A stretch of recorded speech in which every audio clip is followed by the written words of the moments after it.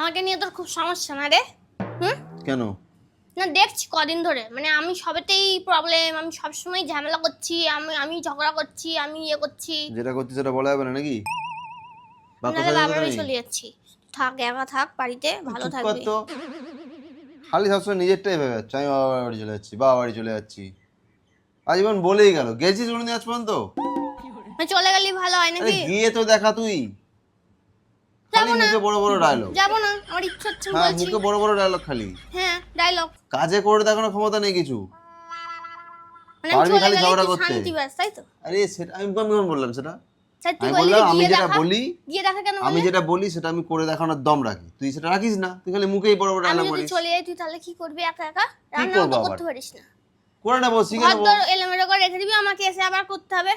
দুদিনের জন্য রাখ, দেখি আমি কি করবো। দুদিনের জন্য যাবি কি জন্য? তাহলে বলছিস কি জন্য বাবা বাড়ি চলে যাচ্ছি, ও বাবা বাড়ি চলে যাচ্ছি? দুদিনে মানে আমি গেলে সারা জীবনের জন্য চলে যাবো, এটাই বলতে চাইছিস? আমি কখন বললাম সবাই তো সেটা? দুদিনের জন্যই যায়। আচ্ছা যা, ঘুরে ভালো লাগবে, আমি সেটাই বলতে চাইছি তোকে। মানে আমি চলে গেলে তো শান্তি হয়। আমি বললাম আমি তো ঠিক আছে, শান্তিতে আমি আছি। দুদিন আগে বাড়িতে থাকবো, কিচ্ছু করবো না, না থাকার মতন থাকবো, দেখি তুই কি করিস। রান্না বান্না সব তুই করবি, ঘরের সব কাজ তুই করবি, যেমন আমি ঘর টিপটপ করে সাজিয়ে রাখি তুই করবি। আমি দুদিন চুপচাপ থেকেও না থাকার মতন থাকবো। যদি দেখি সমস্ত কিছু ঠিকঠাক হচ্ছে তাহলে আমি যাবো। রাজি? থানায় বসে চুরি করা প্র্যাকটিস শুরু হয় তো?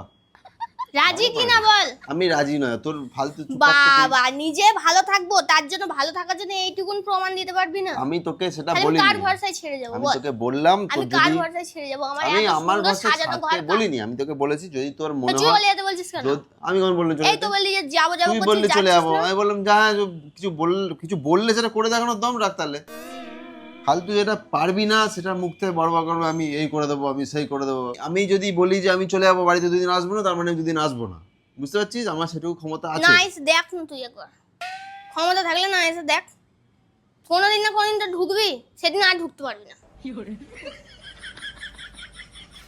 খালি বড় বড় ডায়লগ, আসবো না মানে আসবো না, তুই না এসে দেখ।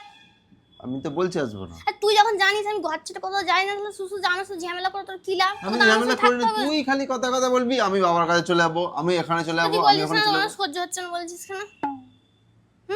যেটা হচ্ছে না স্যার বলবো না?